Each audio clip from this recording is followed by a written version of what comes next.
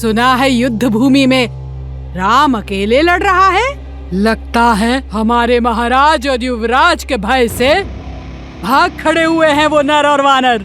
और तो और राम की छाया लक्ष्मण और हनुमान भी उसका साथ छोड़ गए हैं। मुस्कुरा क्यों रही है ये? प्रतीत होता है राम की हार देखकर अपना मानसिक संतुलन खो बैठी है। संकट मेरे श्री राम पर नहीं, तुम्हारे लंकेश और युवराज पर आने वाला है। और मानसिक संतुलन अब रावण खोने वाला है।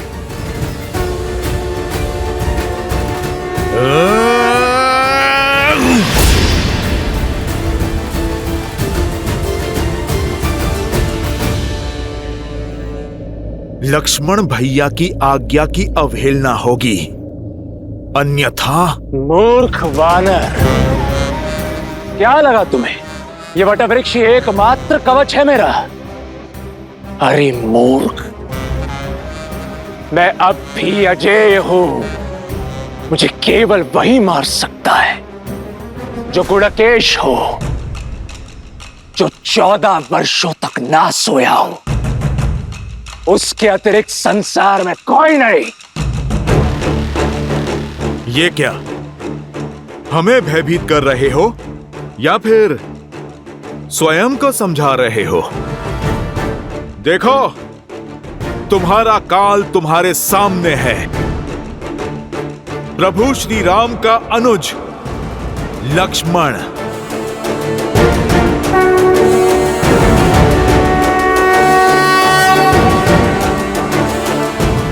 इंद्रजीत का अंत केवल आप ही कर सकते हैं और कोई नहीं। उठिए, उठिए लक्ष्मण जी। देखो, अपने काल को 14 वर्ष के वनवास में भैया लक्ष्मण एक पल भी नहीं सोए। भैया की ये तपस्या आज तुम्हारे वरदान पर भारी पड़ेगी। अब ये गुडाकेश ही तुम्हें सदा सदा के लिए सुलाएगा। उठो गुडाकेश, उठो। सौगंध तुम्हें माता सीता के अपमान की, सौगंध तुम्हें प्रभु श्री राम के नाम की।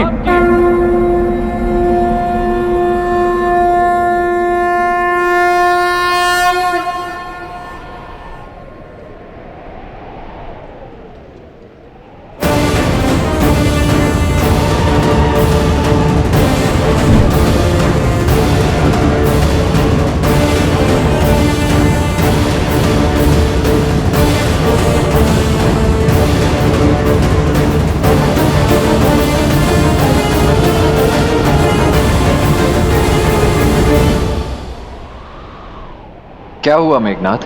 अपने काल को देखकर भयभीत हो उठे। परंतु श्री राम का यह अनुज आज भी अपनी मर्यादा नहीं लांघेगा। एक निहत्थे पर प्रहार नहीं करूंगा मैं। उठाओ अपना धनुष और चढ़ाओ बाण।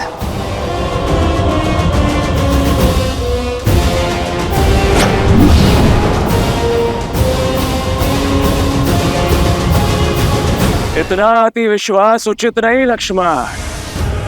स्मरण करो, मेरे नागपाश और शक्ति बाण ने तुम्हारी क्या दुर्दशा की थी। आज भी मेरे यमस्त्र ने तुम्हारे प्राण तुमसे छीन ही लिए थे, किंतु अब मैं तुम पर वह अस्त्र चलाऊंगा जो तुम पर मृत्यु बनकर बरसेगा और सदा सदा के लिए तुम्हारा अंत कर देगा।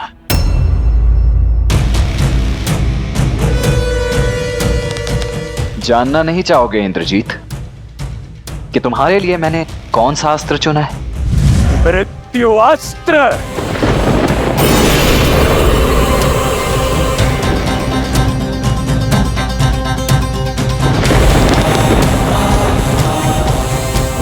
जिन इंद्रदेव को परास्त करके तुमने इंद्रजीत होने का दंभ पाला है, उन्हीं इंद्रदेव के अस्त्र इंद्रास्त्र से होगा तुम्हारा संहार।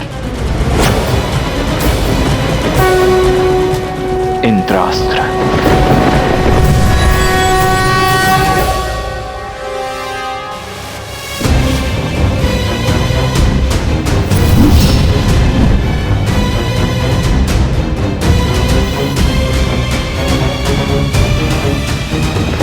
तुच्छ है तुम्हारा इंद्रास्त्र मेरे मृत्यु अस्त्र के समक्ष। व्यक्ति बाण से नहीं, अपने पापों के परिणाम से अंत को प्राप्त होता है, परंतु तुम कहां समझोगे।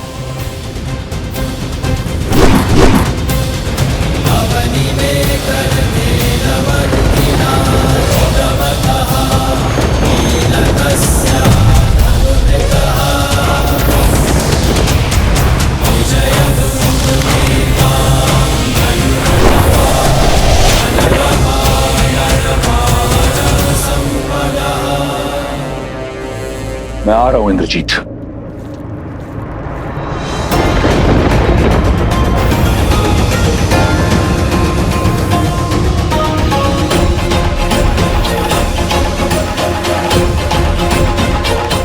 जब माया का दुरुपयोग किया जाए तो वो भी साथ छोड़ देती है। शक्ति अस्त्र का उपयोग अधर्म के लिए हुआ तो वो तुम्हारे ही जीवन के नाश का कारण बन जाएगा।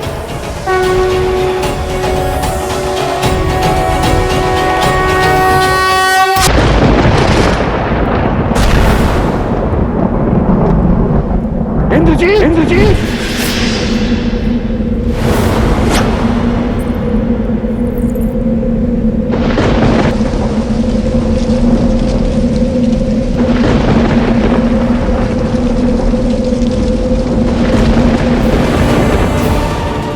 मेघनाथ,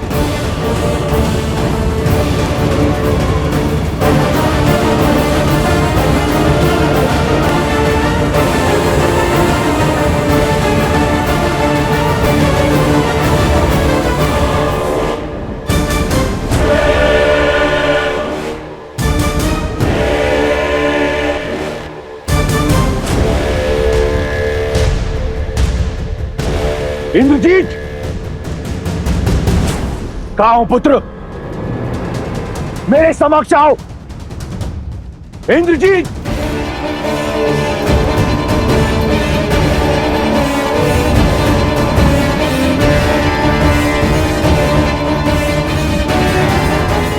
इंद्रजीत! मेघनाथ! मुझे पूर्ण विश्वास है कि तुमने इस संघार का प्रतिशोध लिया होगा। उन वानरों का शीश राम के चरणों में अर्पित किया होगा। अब मेरे समक्ष आओ। तुम्हें मेरे लिए राम को मारना है। अपने पिता की आज्ञा मानो मेघनाथ। मेरे समक्ष आओ।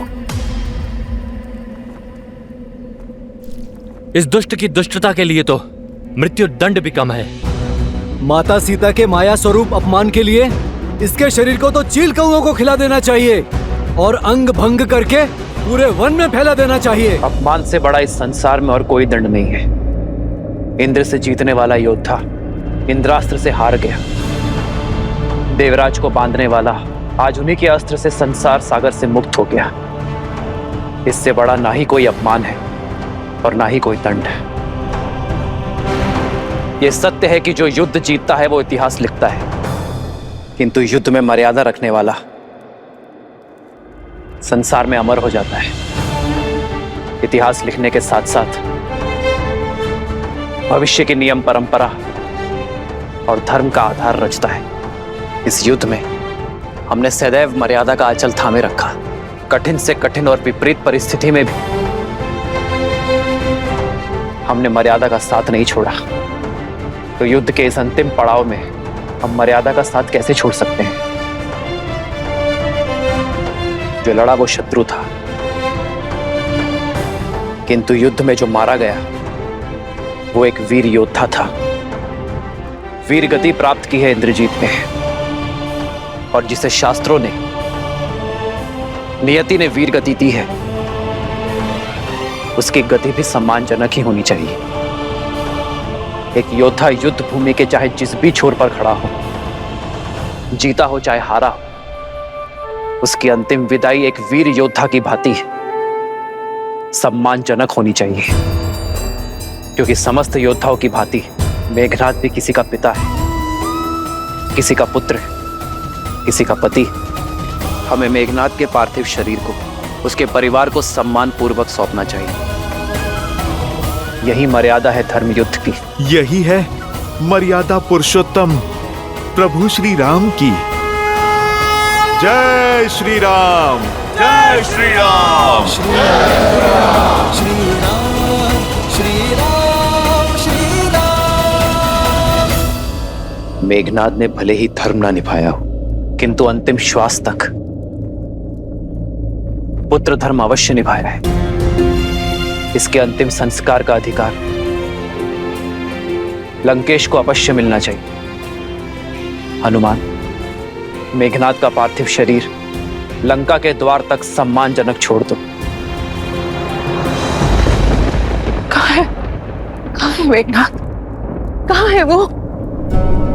वचन दिया था ना आपने मुझे कि उसे सुरक्षित लेकर आएंगे। कहाँ है वो? कहाँ है मेघनाद? कहाँ है मेरा मेघनाद? कहाँ है वो लंकेश? आपके मौन से मेरा मन घबरा रहा है। आपकी रिक्त आंखें किसी अनिष्ट का आभास दे रही है मुझे। उत्तर क्यों नहीं देते आप मुझे? कहाँ है मेरा मेघनाद? कहाँ है आपका युवराज, आपका इंद्रजीत? युवराज इंद्रजीत,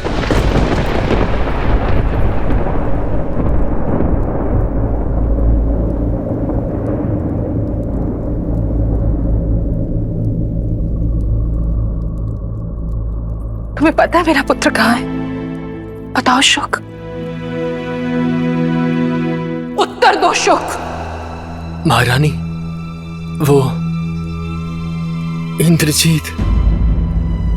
शुक, महाराज, युवराज, वो लंका के द्वार पर।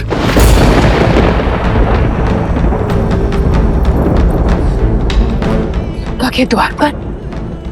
द्वार पर क्या? भीतर क्यों नहीं आया वो? शुक, मुझे उत्तर दो। मेरा पुत्र ठीक तो है ना? क्षमा प्रार्थी हूं महारानी, परंतु युवराज वीर गति को प्राप्त हो।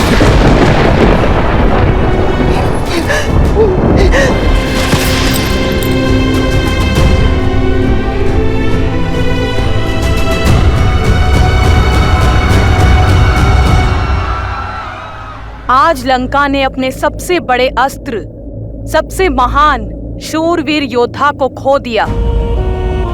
कई राक्षस सेनापति, यहाँ तक कि कुंभकर्ण का वीर पुत्र कुंभ निकुंभ भी मृत्यु को प्राप्त हो चुका है और लंकेश के पुत्र युवराज मेघनाद भी वीर गति को प्राप्त हुए हैं।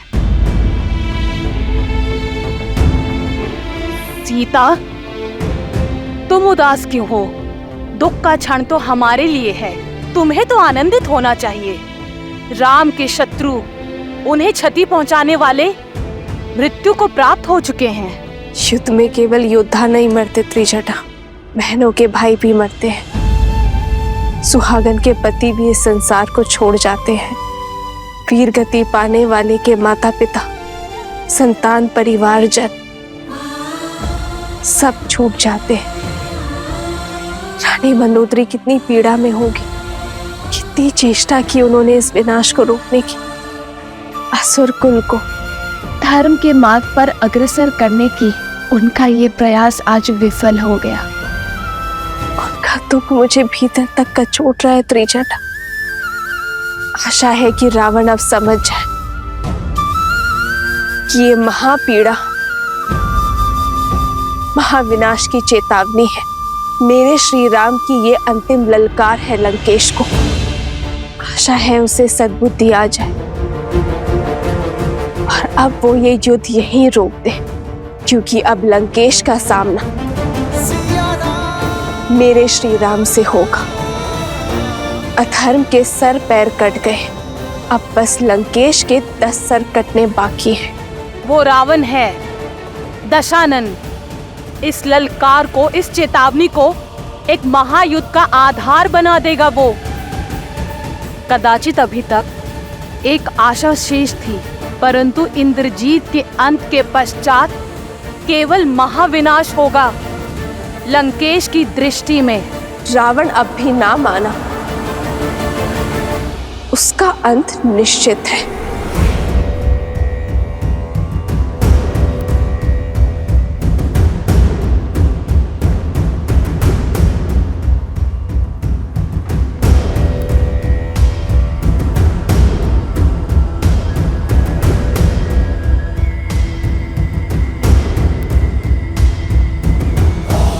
आप निश्चिंत रहिए पिताश्री, अब राम और उसकी सेना का अंत आपका पुत्र सुनिश्चित करेगा।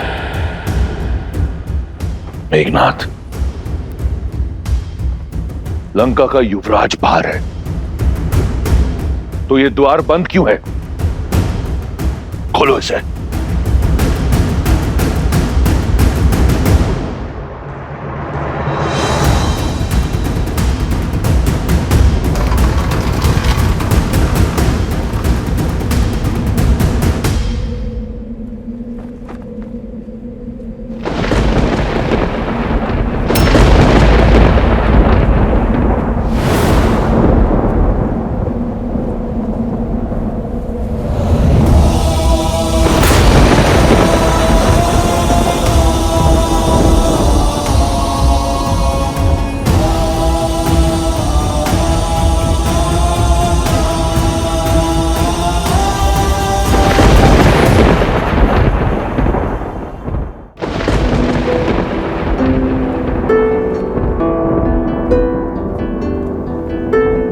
मेघनाथ, पिताश्री,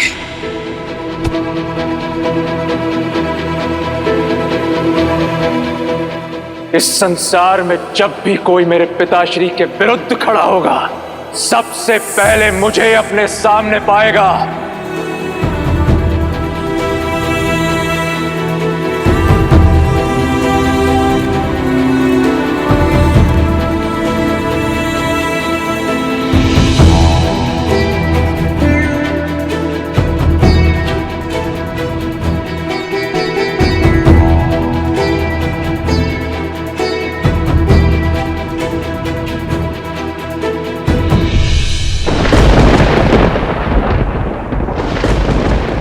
तब से अर्जित मेघों के नाथ सा मेरा मेघनाथ,